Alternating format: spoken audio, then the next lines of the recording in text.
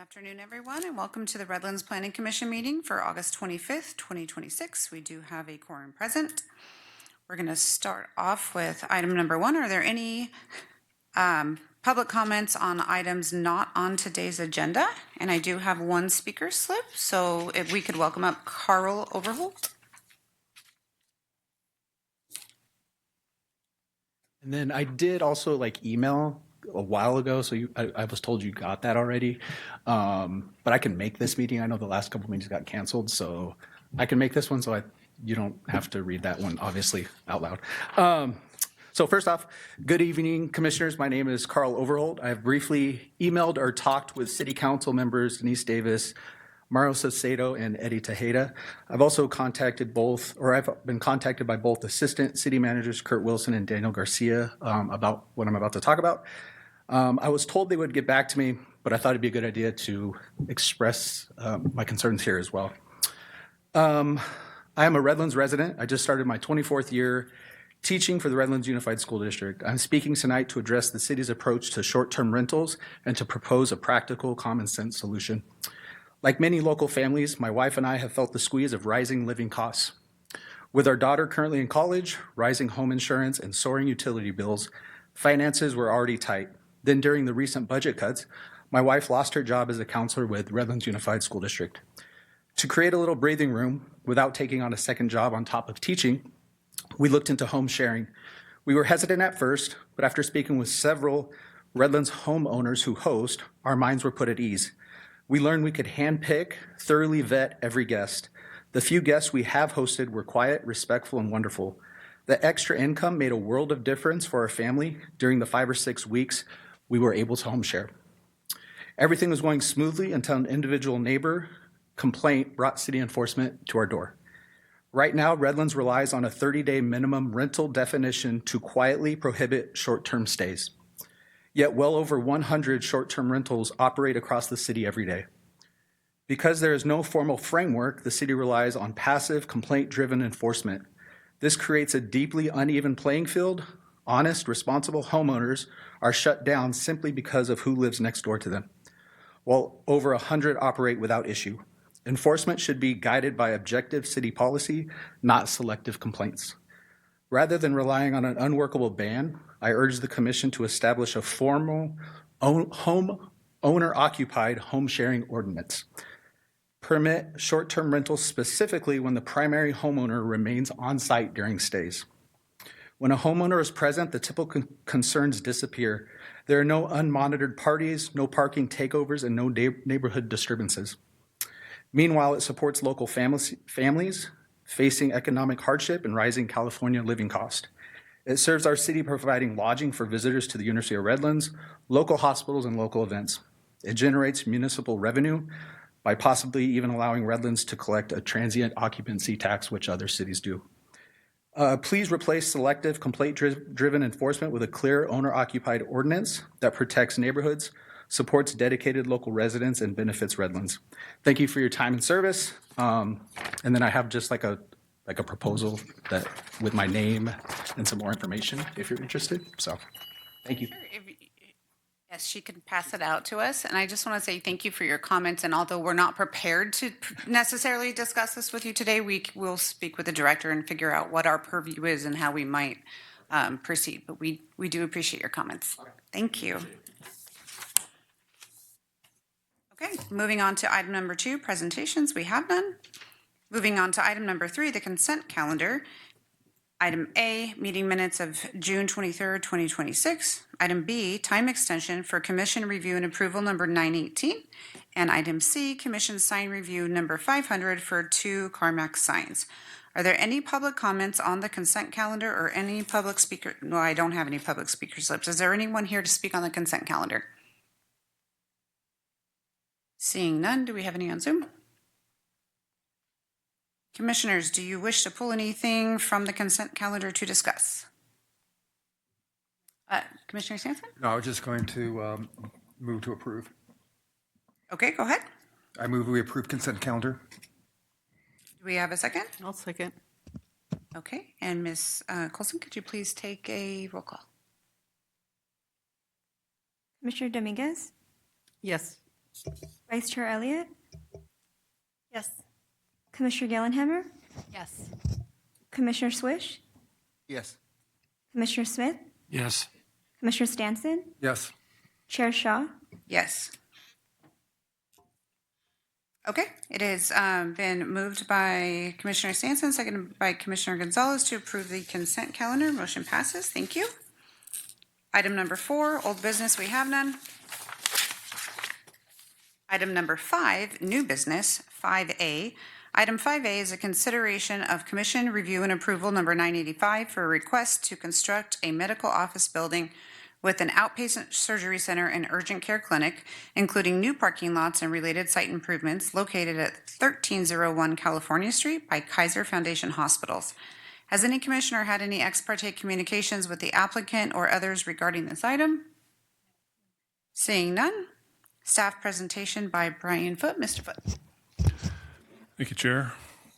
So this item is Commission Review and Approval number 985.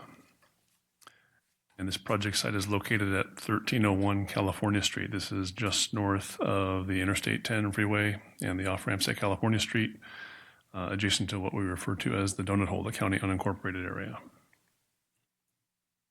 And there's a larger view of the area. As you can see, it's primarily industrial in character and north of Interstate 10. And the city's boundary is just to the southwest there. It's the red dashed line on the exhibit. General plan designation is light industrial. The zoning designation is concept plan 1. It's shown as CP-1 on the map, and that is within the larger East Valley Corridor specific plan area. And the subdistrict within concept plan 1 is what is called the medical facilities district, and this overlays the Kaiser property within that concept plan. So some brief background on the property and the project. The City Council approved plan development number 6 for the subject property in April of this year. And essentially that approved the zoning and the master plan of future development for the Kaiser property in particular. So that approved land use. And also program EIR was also adopted and certified by the City Council at that time for the plan development number 6.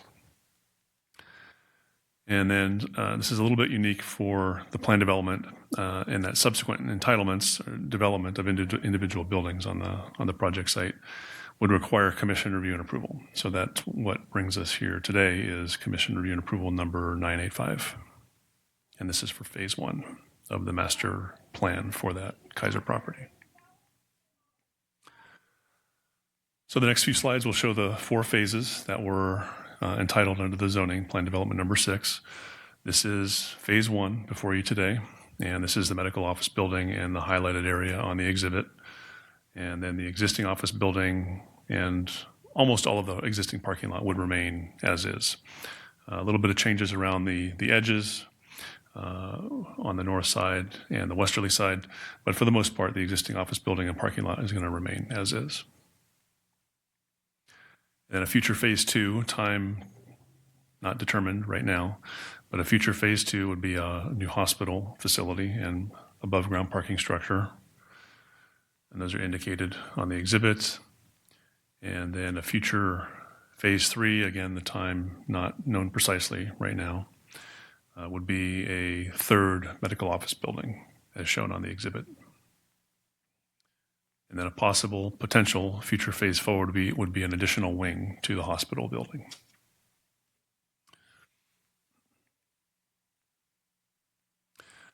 So as I mentioned, today's review for phase 1 is commission review and approval. And this essentially means that the commission is looking in detail at the site plan for site plan approval. And that would include landscape plan approval as well as architectural design review. So what is not before you today is the land use that was previously approved for medical facilities under both the zoning and the plan development number 6. And indirectly related will be an environmental determination. So keep in mind that a program EIR was previously adopted and certified for the overall project, the entire development of the campus. But this being one smaller component of the DAR, I'm going to have a couple of slides later asking you to make the appropriate environmental determination. So we'll go into that a little bit later. Now, the proposed project is a 3-story medical office building, although it does have significant elements that include outpatient surgery, urgent care center, and various other clinics and modules, and I'll show that here in a couple of slides. Total square footage is 113,000, and then that would include the related site improvements and parking lots, of course. And overall, this component is about 12 acres of the total site, which is about 1/3 of the 36-acre property. So the different elements that will be included include outpatient and ambulatory treatment and procedures. So in other words, no overnight stays. The hours of operation would be expected to be Monday through Saturday, 7 a.m. to 6 p.m. only. There would also be other offices for primary care physicians and practices, and then specialists. Also some imaging services and diagnostic imaging, and a little bit over 200 employees maximum per shift. This is a conceptual floor plan. It's not a construction plan. So this shows the different types of uses on the different floors. This is the first floor, which includes the urgent care center, and then some diagnostic imaging services and various offices and a laboratory, and then operation support. The second floor includes clinics and treatment centers for infusions and chemotherapy. And then the third floor, as shown here, includes different surgery modules and procedural modules, and then a recovery space, and then more offices.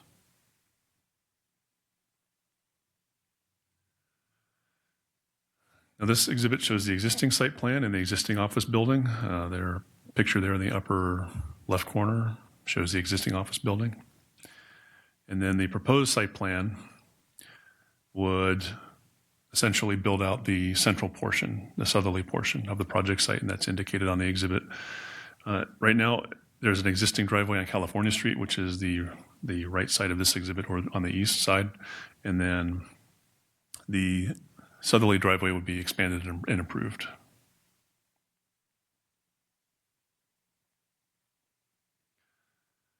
This is the landscape plan. Again, the development essentially keeps the existing office building and parking lot in place for the most part.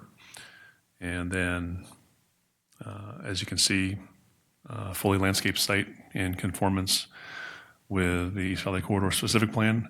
There is an exception being proposed for some tree diamonds in portions of the parking lots, and that is because some portions of the parking lots would be a future phase.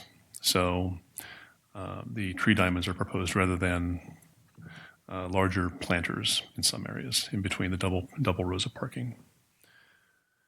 Then also, as noted on the plan, on the southerly end near Lagonia Avenue would be some solar canopies installed over the parking.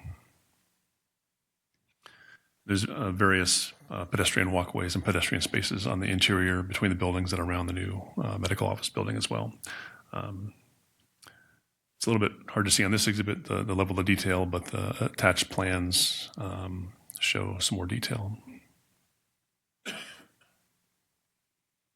I would note at the southwesterly corner of the building is actually a loading zone, so that's fully enclosed and screened by a wall.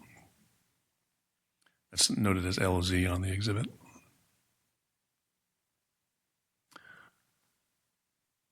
Moving on to the elevations and renderings.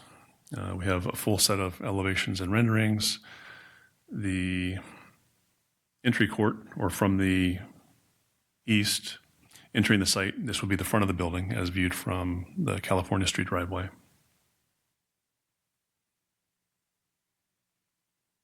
And then moving on to the southerly elevation, this is the view from the interior parking lot on the south portion of the site from the Lagonia Avenue side. Although this view does not include the carport or the solar canopy. So the material and color sample board indicates that the primary wall materials would be what is referred to as EIFS, exterior finish insulation system. This is the primary exterior treatment, and then also substantial portions of glass, including transparent vision glass, and then spandrel glass, which is more opaque, has a backing on it. And then there's also portions with perforated metal panels and then curtain walls as well, which are shown on the lower portion of the materials and color sample. And we have the architect here in the audience, and we can pass around a sample, so you can have a close-up view of these if you wish. These are the elevations, again, showing the EIFS as one of the primary materials, and then a substantial glass portion on both the front entry as well as the other sides, east, west, and south sides. So that's the south side, and then the west side. Again, this is a 3-story building all around, and then rooftop equipment would be screened as typically required.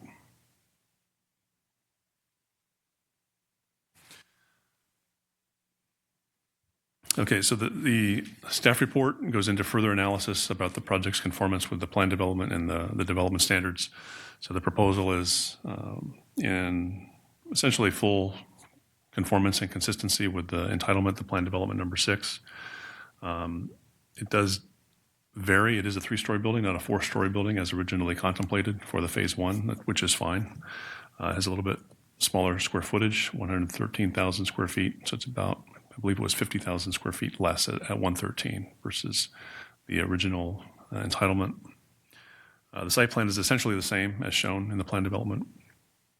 And there is sufficient parking currently, and there will be sufficient parking when it's fully built out. So this particular phase 1 has a requirement for 565 spaces, and 638 would be provided. And then overall for the entire site, 1,165 would be the minimum required, and there are to provide 1,173. So in other words, this exceeds the requirement for medical offices at 1 space per 200 square feet. It's a little bit higher than that. The project is also consistent with the adopted and certified program EIR for the plan development. All of the applicable mitigation measures are included as conditions of approval on this particular permit, the Commission Review and Approval number 985. There is no socioeconomic cost-benefit study for this particular project, as the City Council previously determined in April that the entire project was exempt from Measure U. And that was the determination made for the plan development. That, of course, applies to this particular element of that plan development. And there are 3 findings required for Commission review and approval. Those are shown on the screen. Essentially, these pertain to site plan construction. Is the site appropriate size, shape, and so forth to accommodate the proposal, the physical development of the proposal? And all 3 findings can be made as proposed in the draft resolution attached to the staff report.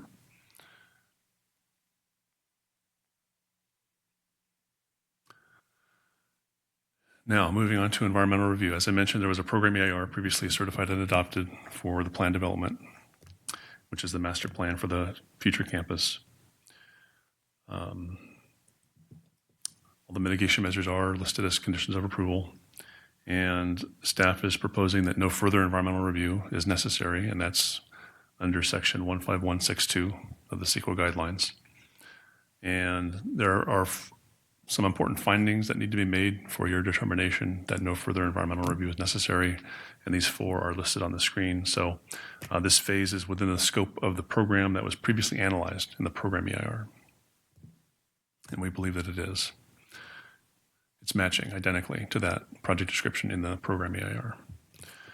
None of the conditions in section 15162 requiring subsequent or supplemental EIR has occurred, and that pertains to circumstances such as a change to the project, which there has not been any, or a change to the environmental circumstances, which there have not been any, or any of the previously identified significant effects are more severe or cannot be mitigated beyond that which is already identified in the program EIR, and we don't believe any of that has occurred. There are no site-specific effects not examined previously in the program EIR, and the applicable mitigation measures are to be included as conditions of approval, which they are in the draft resolution. So staff is recommending that the Commission find that no further environmental review is necessary under 15162. With that wraps up my presentation. The recommendation is on the screen for the environmental determination, as well as the recommended approval for the commission review and approval. And the applicant is present with a consultant team to answer your questions. Thank you. Before we move on to the applicant, are there any clarifying questions for staff at this point? Yes. Commissioner Swish. In Table 1, it looks like there were some changes that were listed there. One of them was the landscaping development plan went from 34% to 23%. Is that temporary for Phase 1? What was the reasoning behind that? Well, it's would be for the duration of phase 1 for that time period until future phases are developed. As to the details of reasoning, I'll have to defer to the applicant on that. And also, it would be helpful once we have the applicant to understand kind of some of these changes, the reasoning behind the various changes on there. Chair Elliott. Thank you. I do agree with the findings under 15162. When we had the EIR in front of us earlier this year, I did have some questions about mitigation enforcement, and specifically with conditions 38, 39, and 40. I'm just curious, like, how these will be tracked and implemented. This is the use of alternative fuels in construction equipment, use of electric and hybrid construction equipment, and then particularly number 40, limiting construction equipment idling. It says beyond regulation requirements, but we don't know what those requirements are, and it says that it varies with the amount of project idling occurring at the amount reduced. So I think, somebody in the field, I don't know if they're going to know what those requirements are, how long they're allowed to idle, how we're tracking this, when we're tracking it. Does a city inspector go into the field to see what equipment's being used and the fuel type for those vehicles, or is that a plan that's submitted during plan check? I just want to understand, like, how do we track this? In the past, where there have been specific types of equipment specified, we've asked for a list of types of equipment, number of vehicles, those types of things that would be on site during the construction.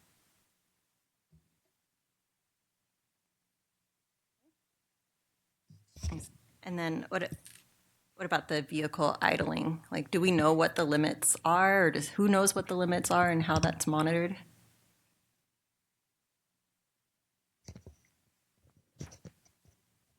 I don't have an answer for that one, honestly.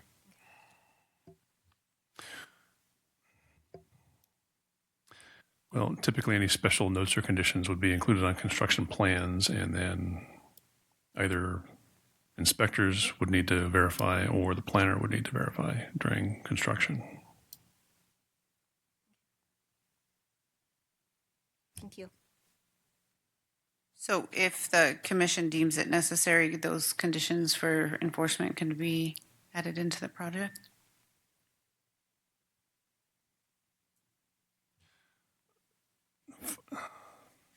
Certainly for clarification purposes, we can add some language. I would hesitate to introduce anything entirely new since they are mitigation measures. They're somewhat locked in place, but we can add some clarifying language regarding timing or responsibility and so forth. Understood. Just wanting to know the options moving forward. Okay, any other questions for staff at this time? Okay, would the applicant like to join us for your presentation? Welcome. Thank you, commissioners. My name is Deborah Wong. I'm with Kaiser Permanente. We came before you in February of this year for recommendation for our master plan entitlement and our program EIR, which you provided. We subsequently got our city council approval in April, and I had indicated that we'd be moving quickly, and so we're before you here in August with our phase 1, which is the medical office building 2/ambulatory surgery center. It's a bit of a mouthful. We're very excited about bringing this project forward. It is truly a critical component of how we provide service for our members here in San Bernardino County.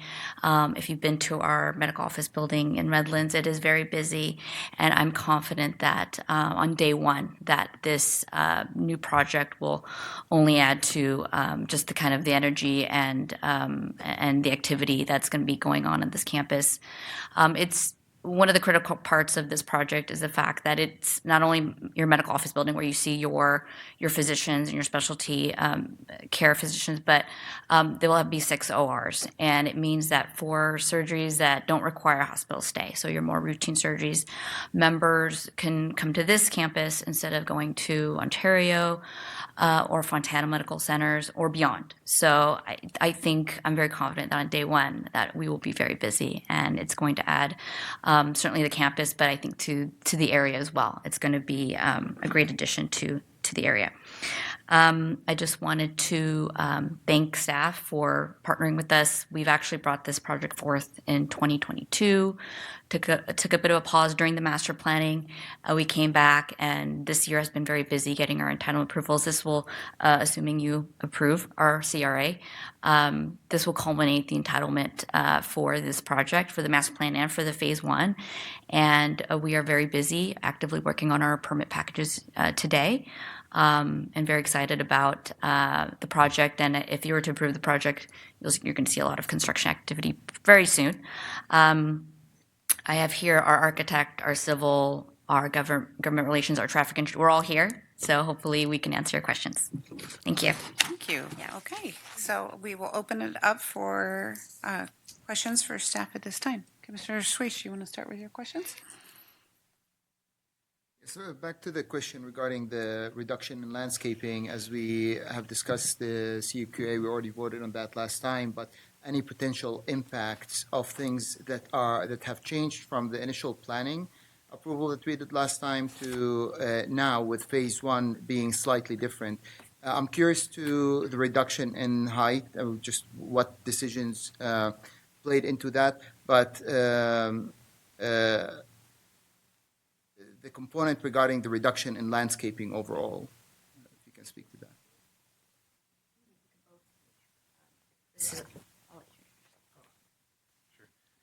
Good evening. My name is Reed Samala. I'm an architect with Gresham Smith. We're the architect of record for this project. Regarding the landscaping, we did remove the almond driveway, which had associated landscape. I'm so sorry. Just for Zoom viewers, could you Yeah. speak in the microphone? Oh, sure. Thank you.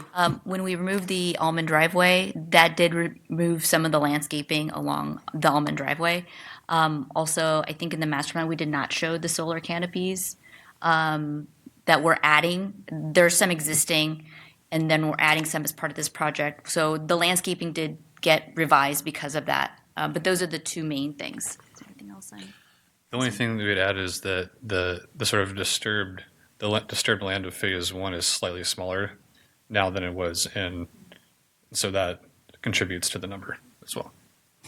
Could I ask a follow-up question? So with the change between some landscaping and the additional solar canopies, is the projected shade canopy for the project roughly similar? Or is there a change in the amount of shade that will be provided on the project? I'm confident that it's roughly similar. Okay. Commissioner Stanton. So the canopies count for shade, and we lose trees because of the solar canopies, is that correct? Yes. Okay. Commissioner Gillenhammer. I did see on the slide, though, that there were trees next to the solar canopies. Is that correct? So it's side by side? That's right, just at the sort of end of that parking island. So those are parking spots under the Yes. solar canopies? That's right. Okay, excellent. Thank you. Any other questions for the applicant? Commissioner Swish. Just back to the question about the changes overall, the reduction of a story. Did that impact the total capacity, service capacity for the building? Removing that 1 story, can you tell us a little bit more on the plans for that? That was a decision that was made. I think originally when we had proposed 165,000 square feet, there was some shelled space. And so depending on how the square footages work underneath, sometimes you just have to build that 4th floor, even if it's not fully built out.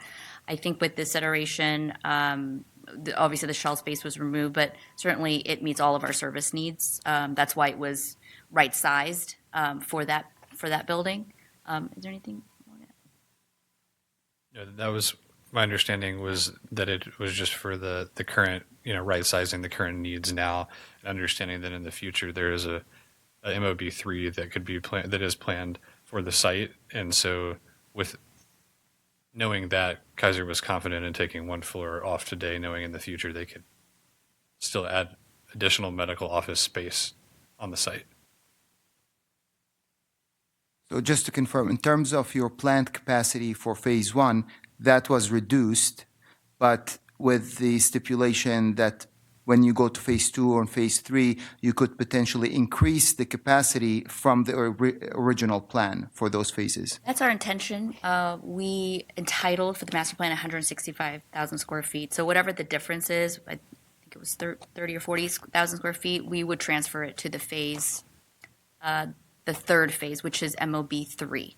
So we would not want to lose out on that square footage. We would transfer it to that phase. Okay, and a question just to staff. So we would be tracking that for the multiple phases of the project to make sure that it never gets to exceed as we add more than what was planned, like in phase two or phase three? Yes, absolutely. We'd be tracking square footage. Commissioner Grillenhammer. I just have a quick question about like traffic study from California and Ligonia. Are those just like, right away just by looking, or is there a light like intended? How does that look? And then the ambulances that do come through, or are there no ambulances coming through? Well, for phase one, it's a medical office and ambulatory surgery center. So ambulances arrive if there's an emergency, just like any business, really, right? And then they would be transferred to a medical center or with an ED. Or where are they are coming in from? Is that California? Is there a designated area with signage and things like that? Correct. I think that's off of Ligonia. That's right. So if you remember back to the site plan, that would be like the drive off of the bottom of the site plan that kind of goes up near that service yard area. Okay. There's a designated ambulance parking spot There. there. Yes. Commissioner Stanton. So I don't really think you're going to have ambulances here until you get to the hospital phase? I mean, other than normal routine, whatever, so. That's correct, yes. So it'd be like phase 4 before we're going to start seeing ambulance entrances and all that, really? It'd be phase 2. The hospital's at phase 2. Oh, it's in phase 2. Oh, it is part of, Addition is phase 4. okay, now I'm confused. The hospital is what phase? Is in, The hospital is phase 2. That's the main hospital with the parking garage. There's a central utility plant. Phase 3 is medical office building number 3. Right. Phase 4 is the hospital addition, so it'll be a new wing, but no parking. The parking comes with the initial hospital phase. And then the last phase that is the last phase. It's the hospital wing. okay, I got it. Thank you. Any other questions for the applicant? Okay, I'll ask mine then. I'm just wondering if there's any sort of projected timeline you could share with us? For the next phases? No, for this phase, yeah. Well, we're actively getting our permit packages ready. We actually already have a grading permit at risk. I think we're tracking for beginning of next year for permit issuance. That's right. We hope to submit for a building permit in October of this year. And then the contractors that we are partnering with estimate early next year for construction activities to start if we're approved. Okay, and do you have a very rough estimate on completion for this phase? It is, Jake, I don't want to misspeak. Is it end of 29, right? Yeah. It is sometime in the fourth quarter of 29. Okay, perfect. Thank you very much. Any other questions for the applicant at this time? Seeing none, thank you so much. Thank you. Okay, although this is not a public hearing, we will still take public comment. Do we have anyone here to speak on this item? Seeing none, do we have any on Zoom? Okay, we do have one comment that was emailed in. Mr. Foote, is it regarding this one? No, there are no written comments on this particular item. Oh, okay. Oh, you're right. This is from the gentleman that already spoke. Perfect. Thank you.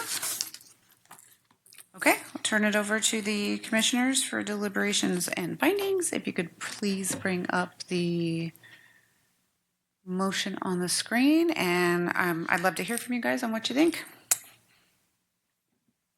I think it's about time. I've waited for this for you to go to this phase since like 1989 when you bought the property. Maybe it was 1990. It was right in that area.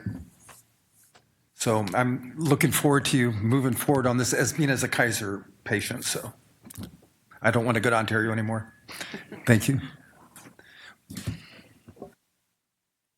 Anyone else? Okay, Commissioner Elliott? Yeah, I just wanted to say thank you for bringing a nice project before us. I think I share a lot of the commission's sentiment that, especially an urgent care facility for our city, is something that's really needed. Yeah, 'cause even east of us, I'm not sure where the next Kaiser Urgent Care is. So it really does fill a need, and you've presented it in a way that honors our city's design guidelines and standards. So, just thank you for doing that, and I look forward to making a motion to approve your project. Thank you. This is why I go last. They do all the hard work.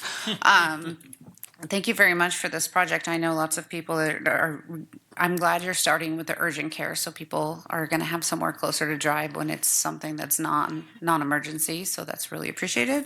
I know it's going to take it feels like it's going to take a really long time, but 2029 for that big of a project, that's okay. So thank you for that. Anyone else? Okay, would someone like to make a motion?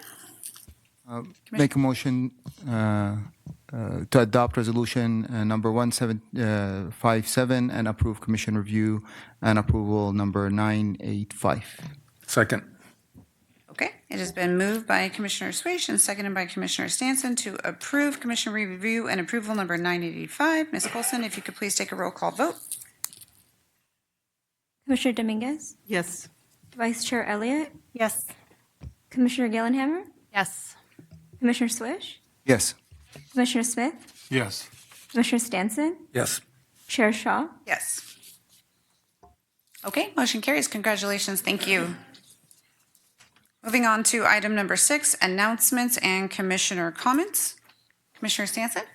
I would like to move that we bring back the rental Airbnb policy to look at somewhere at a future meeting and discuss it. You're making a motion? Yes. Okay, perfect. Do I have a second? And then we can discuss. Second. Second. Director, Mr. Foote, do you guys have anything to add, or how would we go about? You would request that came back as an item for discussion and possible future action. Perfect. I think we just did that. Would you like to, is it okay the way that we made the motion, or would you like us to reword it? I think that's probably fine, and we'll put it on a Perfect. future agenda. Thank you. Vice Chair Elliott. Just to add to that, I don't know that we need to bring forward anything for us to make a decision right away, but it would be excellent to workshop what our current policies are, how code enforcement works, so that we have a better understanding of just what the context is before we move to the next step. Discussion and direction to staff on how to move forward if they're or not. Yeah. And just home, like the verbiage home sharing, I just have never heard of that before, like for Airbnb and short-term rentals, but just all of the above, like as he had shared like that in his proposed ordinance, but just all, I guess, definitions would be wonderful. Understood. Yep. Thank you. No problem. I think his point was, and it brought up a very good point, is the rules are different when the owner's in the home, for sure. Right. Yeah, I think we should look at it. Okay. Any other questions or comments on our motion? Who seconded it? Okay. It has been moved by Commissioner Stanson, seconded by Commissioner Gillenhammer to direct staff to come back with some education and talking points and possibly further action on short-term rental policy. Ms. Colson, could you please take a roll call vote? Commissioner Dominguez? Yes. Vice Chair Elliott? Yes. Commissioner Gillenhammer? Yes. Commissioner Swish? Yes. Commissioner Smith? Yes. Commissioner Stanson? Yes. Chair Shaw? Yes. Okay, motion carries. Thank you very much. Any other commissioner comments? On anything else? Okay, director's update. Item number 7, director's update. There was a short request for an update, or a request for an update on the mall project. So as of right now, they're still doing abatement within the building, removing asbestos and things, and working on some structural issues related to how they will handle CVS as they may move to demolish around the structure there. So timeline on demolition, I don't have a firm one. As far as future project details, none have been provided to the city. There's no application for revisions, and no site plan or no other details have been shared with the city at this point. Okay. And I'm going to ask the question. If it's not appropriate, feel free to tell me so. But I know that Vantage One bought Look, and then they have 2 other projects going. Do we have any timeline of when, if those are moving forward? The 2 projects, the former Safety Hall site that's now demolished over here, they do have plans and plan check for that site, Okay. for the residential portion. Similarly, for the McCune site or the furniture store there, across from the mall, also across from the mall, there are plan checks in process for that site as well. Okay. And any sort of timeline on what they plan to do with Look? No serious indications been given to us as to their intent there. Which is understandable. It just happened. I was just curious.